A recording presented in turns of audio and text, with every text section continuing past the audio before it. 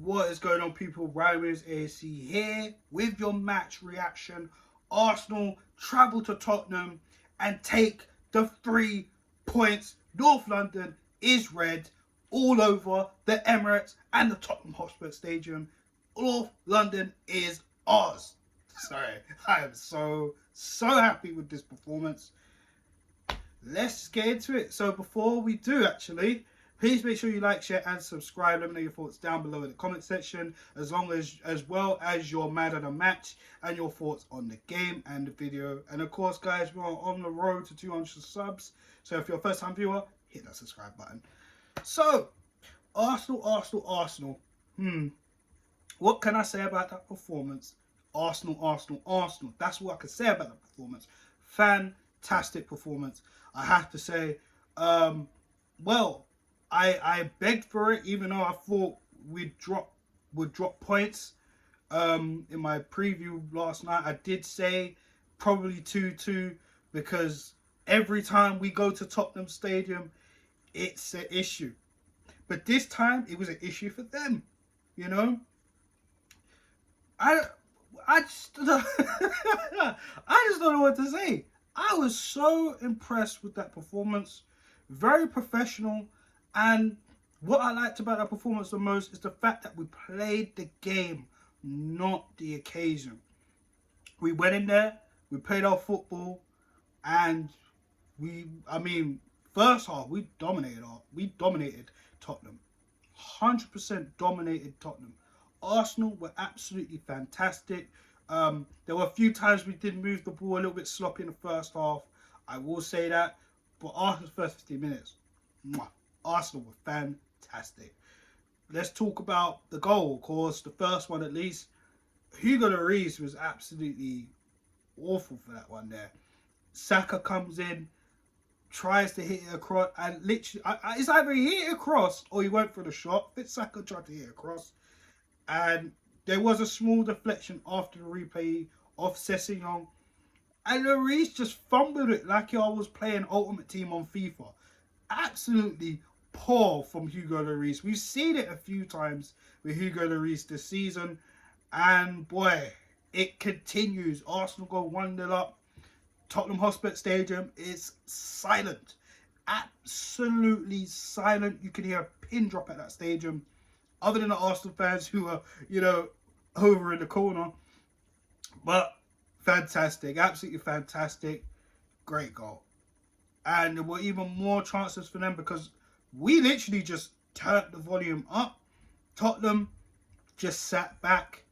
And to be honest, Tottenham looked exactly the same. They shaped up exactly the same from the first game at the Emirates.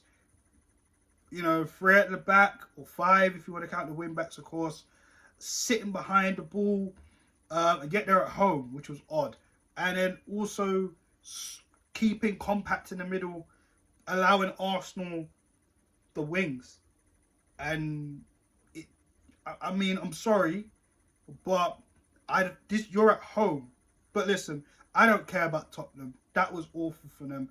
I don't care. We won the game. But if I'm going to be objective, that was not good. Because we literally just said, okay, fine. And we did our thing. We did our thing. Exactly. Did our thing. Thomas Partey's shot. Wow. I thought it was October again at the Emirates. But unfortunately, this one hit the post. That definitely would have been up there as one of the best goals in North London derby history for Arsenal. Man, oh man, I would have had to have compared that to his Emirates goal, but unfortunately this one hit the post. Very unlucky for Thomas Partey. But Ødegaard, Martin Ødegaard, our club captain, fantastic shot from outside the box. No one even troubled him.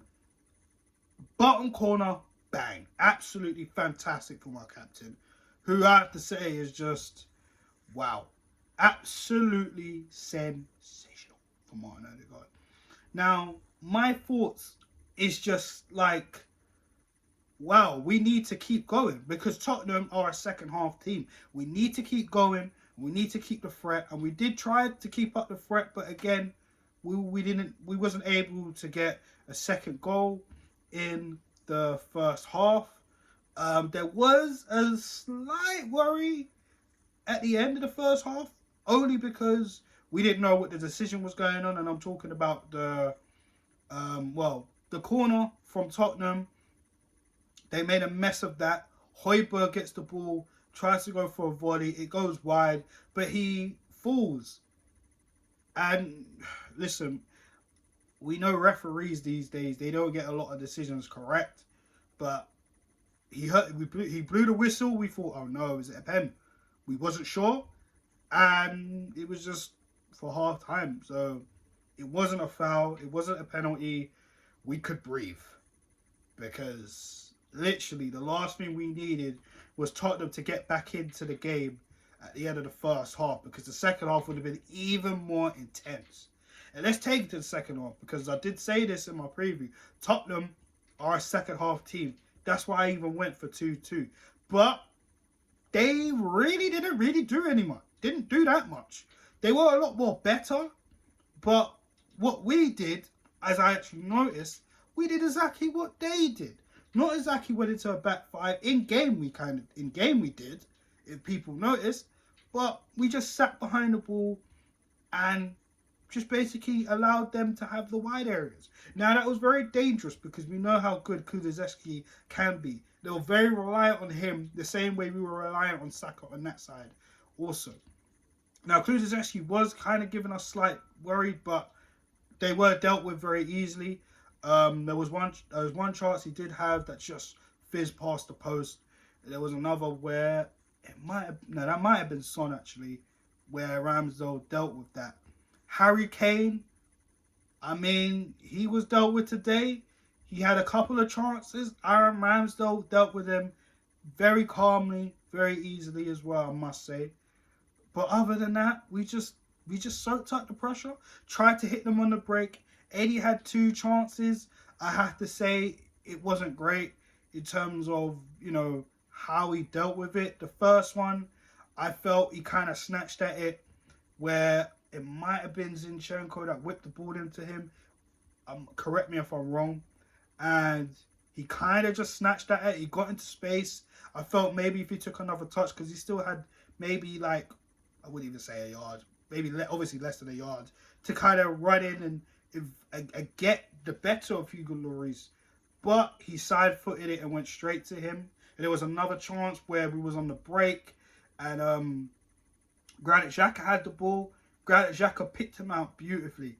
But Eddie Nketiah's touch on that wasn't the greatest, and he snatched at it, but Lloris came out and made himself big. They were very big chances for Eddie. You did see him get frustrated. However, Nketiah, I still think he did well, minusing those 2 situations where he could have put Arsenal, 4 or 5 goals up. 3 or 4 goals, sorry. It felt like the way this game was going, we could have scored more goals. But, near the end, we started to tire out legs. We noticed that Tottenham were still trying to knock at the door, but they weren't finding any answers. They slowly started to deplete. They did bring on changes. We brought on Tierney for Martinelli, which I thought was a bit odd. But you could tell Mikel Arteta was kind of like, well, we need to get some fresh legs on.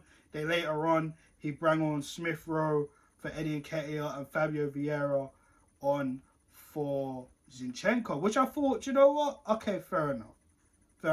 And other than that, we came and we won the game. Now, we did see some craziness at the end of the game. I'm not really going to talk about that, guys. I'm only here to obviously analyze and talk about my thoughts on the game itself. Was very annoying. What are the FA going to do about it? Of course, we saw the thing with Richarlison and the fan, but, I'm not going to get into it. So, other than that, Arsenal are now, correct me if I'm wrong, 14 points clear of Tottenham, who are actually, I'm pretty sure they are 5th at this point. And, we are 8 points clear of Manchester City, and we are 9 points clear of Manchester United, who we do take on this weekend coming up. Now, they do have a game midweek against Crystal Palace. So we will be keeping our eyes out on that game also. We have a rest, and I'm pretty sure Manchester City are taking on Tottenham, and they do Wolves. I'm not sure if Tottenham's a midweek fixture. Correct me if I'm wrong. But guys, we are clear at the top of the table at the moment. We need to keep on the momentum. And I think this victory definitely put to bed those Mikhailo Mudryk transfer situation. Obviously, he went to Chelsea. Chelsea just swooped in, took him right under Arsenal's noses, and just paid the fee with Shakhtar. And there was a lot of egg on our faces, you know, because a lot of fans were upset. Mudryk was doing all social media, etc., etc., and Chelsea just said, "Yep, yoink," and that was it. And of course, he got to go to Stamford Bridge today as they unveiled him, and he watched Chelsea win 1-0 against Crystal Palace. So I'm glad, on one hand, that we were able to put that to rest. Of course, the North London derby was more important. I did go on Twitter and say, listen, it is what it is with Mudryk. We need to just focus on the North London derby, and we did that. Very professional, very dominating performance from Arsenal. I'm very, very proud of the boys today.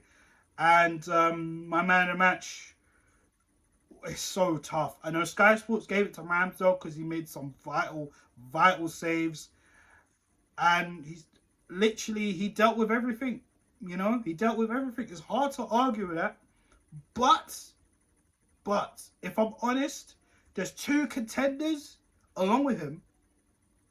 I would say Thomas Partey is up there 110%. I think after the first 10-15 minutes where he was a little bit shaky, giving the ball away and that, he calmed down and he just bossed the game as he usually does, you know. Thomas Partey just shows how important he is to this team, you know. Him, Granit Xhaka partnership, along with another person who I think was man in the match, you know, fantastic. Especially Zinchenko, special shout out to him. Now, a few times he was being, how can I put this? There were times where I felt he was lapsing the concentration. However, I felt Zinchenko did very well. When the midfield came in when needed to be. And again, Zinchenko again just shows how improved he is when he comes in and covers, letting Xhaka go and do his thing in the attacking threat. My man of the match, Martin Odegaard. I'm saying this guy's name a lot. It just shows how important Martin Odegaard is to this team. I was wondering if Tottenham, and Conte especially, was going to do anything and everything they can to man Martin Odegaard in this game. They actually didn't. Martin Odegaard was all over the place. And especially that goal was absolutely fantastic. Allow time and space for Odegaard, and he does things like that. Odegaard, exceptional. For me, my man of the match. Guys, if you feel differently or you agree, let me know down below in the comment section. But I will say, just before we wrap things up here, of course, Arsenal, we need to try and get some more players in, because I've been noticing for a little minute, I think a lot of us have, we definitely need to get some players in, because if we want to keep, you know, running and away and chase this title down, we need to get some more fresh legs in. You know, as advocate, you see it in games that we played. A lot of teams are making earlier subs, and we're waiting until like last few minutes. I forgot Tomiyasu came on today as well. I mean, even he was an attacking threat. Good for Tommy as well. How can I forget that Tomiyasu? Apologies. You know, he came on too. So like, that's one thing that we need to do. We need to get some fresh legs in the attacking third. We need to keep Partey fit. So I think we definitely need to get some covering for him. It's going to be tough. We'll see what Arsenal do by the end of January. Hopefully we can get some players in. And, you know, because last season, you know, not getting any players in by the end of January, you know, people will say it cost us top 4 last season. But at the same time, it cost us top 4 last season Look where we are now. The trajectory is just gone up. It's absolutely ridiculous. So if we could get some more players in, who knows what will happen by the time of May? Because we're going to need them. Players are depleting a little bit more, like the last 10, 15 minutes in, and we're not even bringing hardly much players off the bench. So it's a good thing Smith Rowe's back, but we still need some more quality on the bench going forward. But that is me, guys. Like I said, my man of the match is Martin Odegaard. Let me know your thoughts down below if you agree or disagree. Who was your man in the match? Are you happy? Of course you're happy. What kind of question am I asked? Tell me your thoughts down below. And of course, we've got Manchester United on the weekend. Let me know your thoughts on that. The preview will be out in a few days. Stay tuned for that here on Ryan Williams ASC. Like, share, and subscribe. Road to 200, guys. Let's get it. So on that note, guys, North London is red. Have a good evening. Peace.